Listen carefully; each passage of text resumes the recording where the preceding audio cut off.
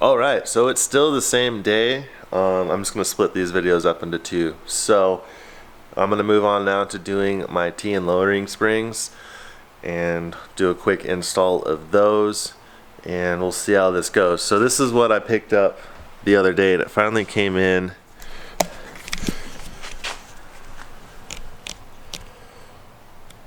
And they finally came in the other day.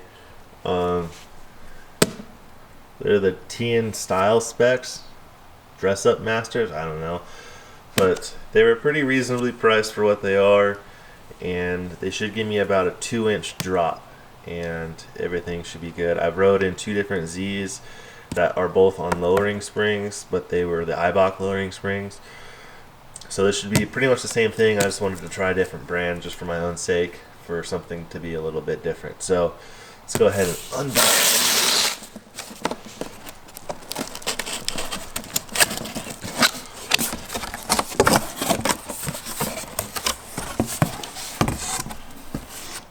Decently packaged. So these bigger ones are going to be my rears, and yep, these ones are going to be the fronts. Looks like they give you some stickers and stuff too with it. Pretty cool. So it should be pretty straightforward. I'm going to start with my rear since it's already up, since I just finished my exhaust.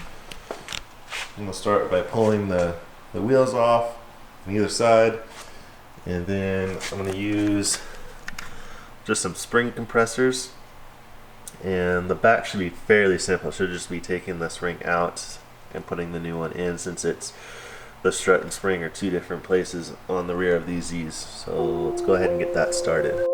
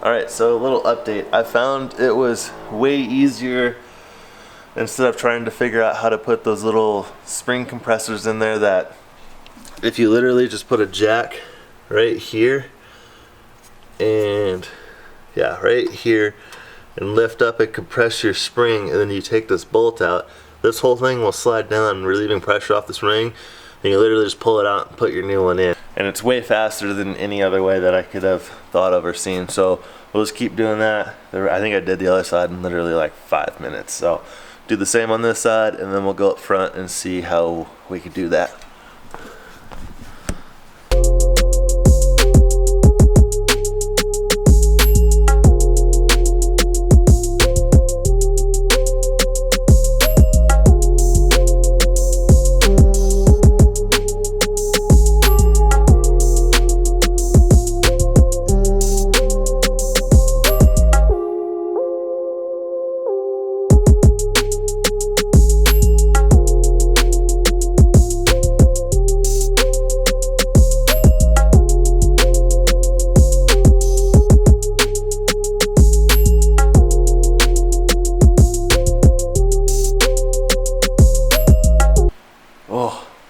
So it is now way later in the evening. I think it's like 12:30 now.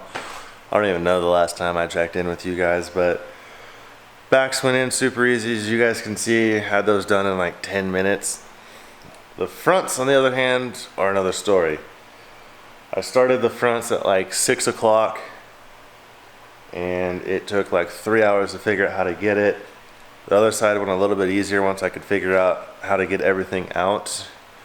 But yeah, giant pain in the ass. So I'll kind of walk you through. I'm just getting ready to put the wheel back on. Everything's tightened down.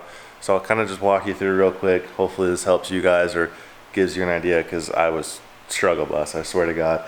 So obviously you take your three 12mm bolts out of the top. That's what holds the top of your strut into your frame. And then there is 117 here and 117 on the other side holding your upper control arm. You're gonna go ahead and drop that. Take out all your brake lines, and this one right here too. It's a 12mm bolt holding this little square piece on. Take that off, take your brake lines off. And then what I ended up doing was, see if you can see it, dropping the strut out from the bottom right here. So take that bolt out so this is all free and clear. And then to get this to drop far enough, I ended up taking the sway bar out, or just loosening it. So there's 4 14mm bolts holding your sway bar to your frame. Go ahead and take those out and just let that dangle free. And then down here, there's one 19mm bolt back there to hold your lower arm in. You take that out and then everything will dangle down. We'll take that out and everything will come down far enough that you can pull this whole assembly out. And that's what I had to do on both sides. I didn't see another way around it.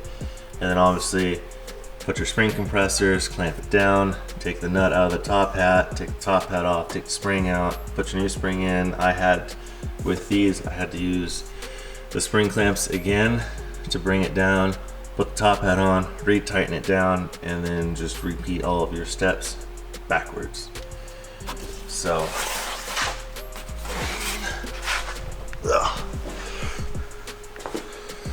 and then you will have to take your tower bracing out, your front strut bar. You'll have to take that out to get to one of these. It covers up one of them, so take that out, and then yeah, just reverse everything, and sounds like a fucking winner. So yeah, so then reverse everything, put everything back to where you got it. You should be good to go. Make sure everything's tightened down. Don't forget to tighten any bolts. You can put your wheel back on, tighten those all down, set it down to the ground, and you have successfully changed, or put on, I should say, lowering springs. So they will, I've seen a lot of my friends run them.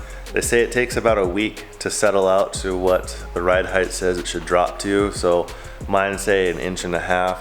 So hopefully in a week's time I can see that, and I'll keep you guys updated.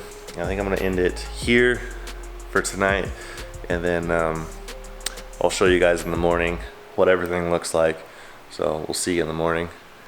So pretty obvious, it's no longer the next morning. Again, we are about a little over a month ahead, and I am not really that happy with these springs. I know they were a lot cheaper than actually buying coilovers, but I thought they would actually bring the car down a little bit, and maybe it did.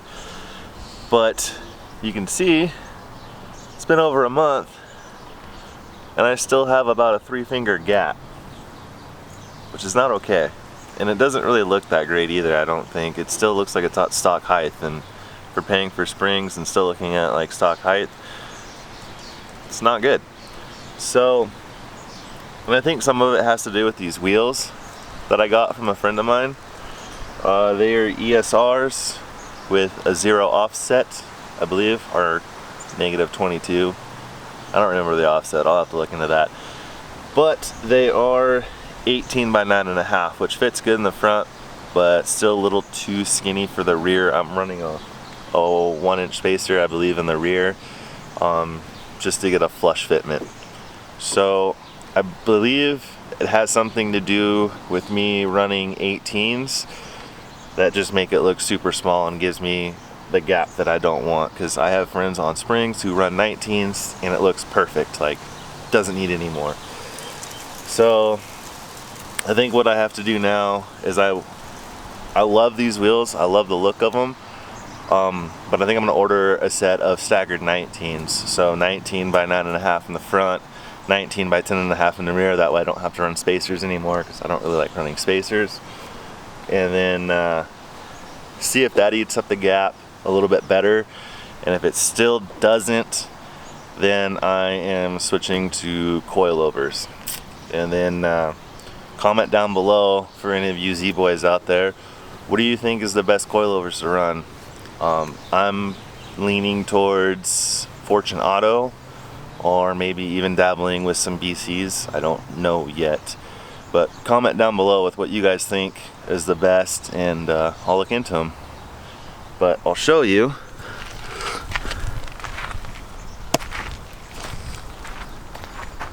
And there's the front, and there's the rear. Like, it just doesn't look low at all. It doesn't look like I did anything. So, let's see here. Oop. Almost showed you something I didn't want you to see yet. So, yeah, I don't know. Maybe we'll have to try something different, because like I said, it's been over a month and it hasn't moved that I can tell. I should have done a measurement when I put them on, just to see maybe if it did drop at all, but I forgot, so I honestly don't know. It doesn't look like it did, so I think we need to change that and fix it down the road. But I'm gonna end this one here, and like, comment down below, and subscribe if you want to see more of this car. The truck's coming back, and thinking about some other stuff, so we'll see you in the next one.